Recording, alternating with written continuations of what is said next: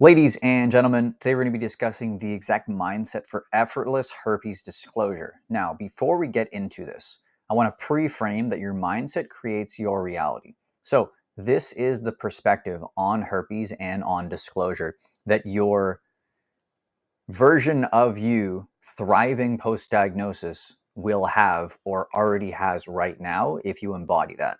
So, the mindset shifts that you're going to have to develop are going to make disclosure effortless. So if disclosure still feels difficult, you are either still holding on to that version of you that is struggling with your diagnosis, or you're still adjusting to the new perspective. Do not give in to that old self. Keep reinforcing these beliefs.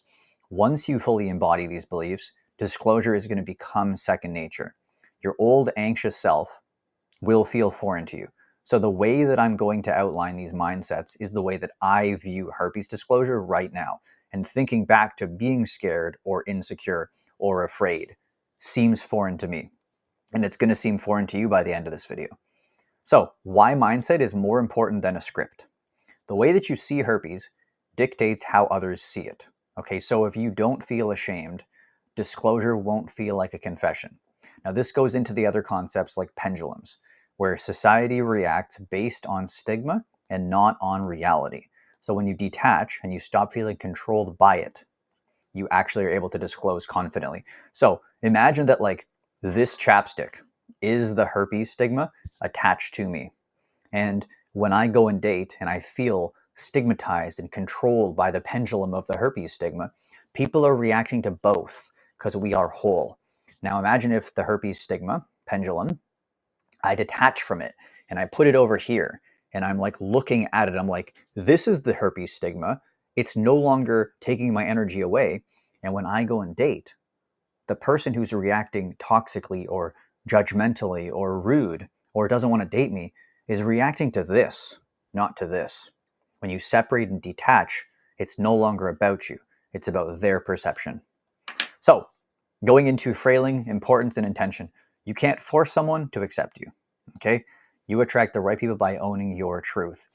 You cannot convince someone to date you, force someone to date you, and you should not want to. You're putting too much importance on that one disclosure, on that one date, and you are trying to force the person instead of aligning with people who actually want to be with you. So, the example here, think about someone who shares their imperfections.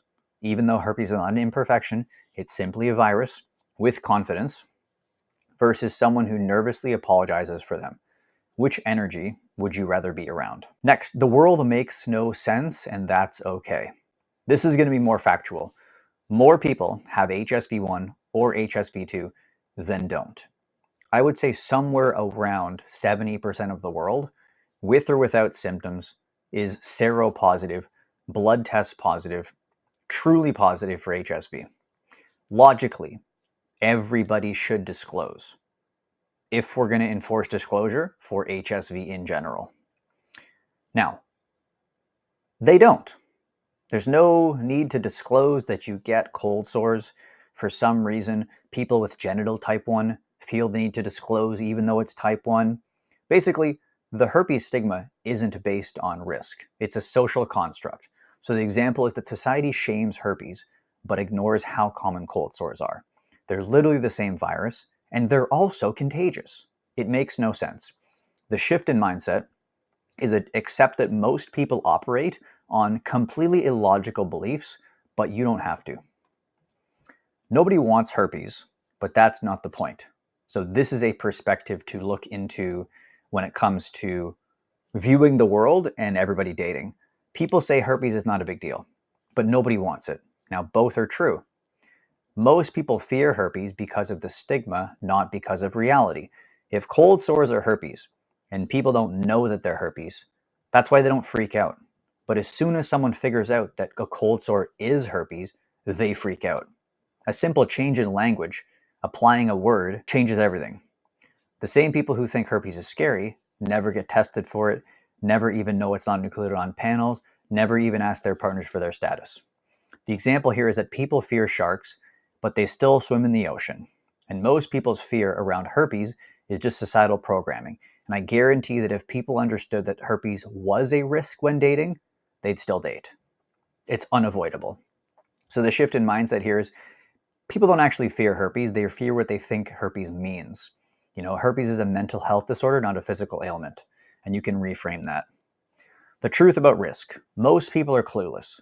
So this is another thing you're going to embody when it comes to navigating disclosure. Herpes is not included on STI panels. If someone doesn't ask you, they're just assuming risk by default. If that person doesn't ask their other partners who don't even disclose, they're putting themselves at risk by default. Most people never get tested, but they think they're clean. The person rejecting you over herpes, they might already have it. So you're going on a date with someone and you have herpes and you're going to disclose and you're scared.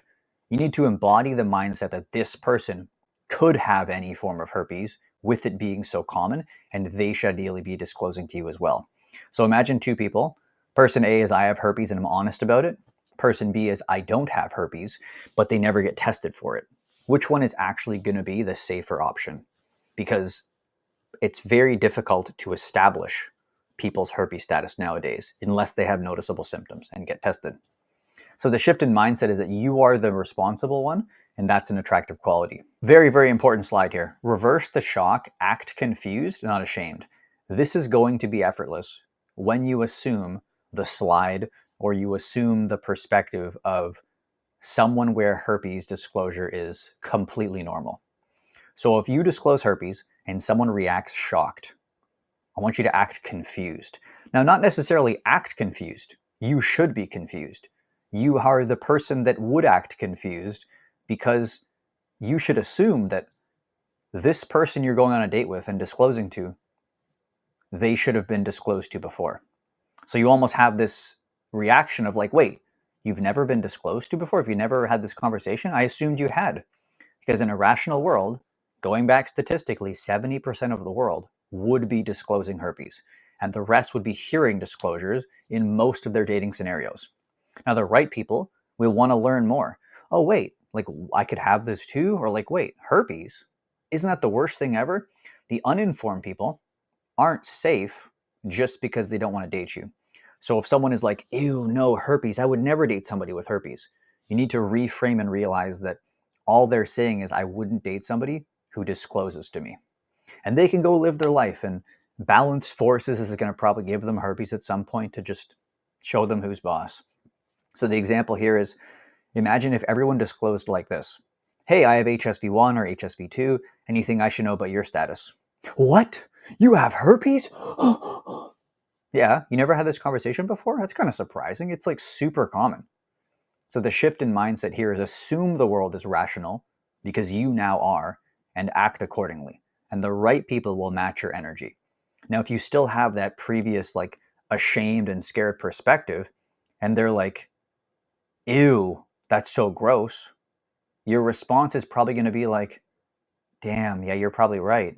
Damn, I am gross. And I probably shouldn't have told you. And it is kind of a big deal. Your energy is still coming from the perspective of like feeling like this isn't normal. That's why energy matters more than the words you use. People react to your energy, not just your words. A casual disclosure, hey, before we get physical, let's talk about sexual health. Casual response, or at least you're not dissuaded by dating from their negative response. Desperate disclosure, awkward response. Hey, I hope you don't, I hope you need, you get the point. So a good way to do this is actually reverse engineer. How would you want someone to disclose to you? Now, you don't have to accept the person who's going to disclose to you, but which version would make you feel comfortable having the conversation? If it was confident and direct, or nervous and apologetic. So the example is like, imagine someone saying, hey, I need to tell you something. It's really hard. Please don't freak out. I know if you don't want to be with me, I have herpes. Now imagine someone saying, hey, let's talk about sexual health real quick. I have HSV1 or HSV2. Anything I should know about you? So the shift in mindset is that confidence in yourself makes disclosure effortless. Next thing is you're filtering, not begging for acceptance. So the first thing you need to do is have worth despite acceptance, or understand that people are missing out on you if they don't date you. That's the first step, because your date is reacting to stigma, pendulums, and not you. If someone is uninformed, it's their loss, not yours. Detaching from that is where your power comes from. If you don't care about rejection, it's rarely going to happen. Or if it does happen, it doesn't make you avoid dating in general. It's just on to the next person. So if someone rejects you based on stigma, they're probably not an emotionally mature partner anyway, especially if they are rude or judgmental. Would you rather be with someone who understands, who wants to ask questions and question their beliefs and be open minded to even learn more, or someone who blindly follows stigma? Now, from a high level perspective, I'd only really be attracted to someone who's able to think critically about things. So, the kind of person that I want to be with, that mindset goes into everything else. Whether it's what you should do with your life, or the government, or conspiracies, or having a critically thinking perspective on the world is the kind of person I want to be with, and that applies to herpes stigma. So the shift in mindset here is rejection is just filtering out people who weren't meant for you anyways. Next is rejection is just life directing you to the right people. So if you reframe that rejection, it's not about you being unlovable, because you are lovable without needing acceptance. It's about finding the right fit. Herpes doesn't keep you single, not dating does. Okay? I know that it's easier to control the outcome by just not dating to avoid rejection, but you guarantee you get the outcome that you don't want, which is being single forever. You'll only stay stuck if you let stigma stop you from putting yourself out there. So the shift in mindset is you can only lose if you stop dating altogether. You don't lose by running into people who don't want to date you. You lose by never trying. Common mistakes to avoid in disclosure, though. Number one is treating it like a confession. Hey, you got to know this about me. Over apologizing. I'm so sorry. I have something to tell you. I made a mistake. Over explaining. You don't know this, know that. It's super common. Medicine. Oh, yeah. I take this, I take that. Blah, blah, blah, blah. No. You don't need to over explain it. You just need to talk casually about it and then go with the flow. Next one is assuming rejection before it even happens. If you already assume prior to dating that you will be rejected, you're going to attract situations where you invite more rejection.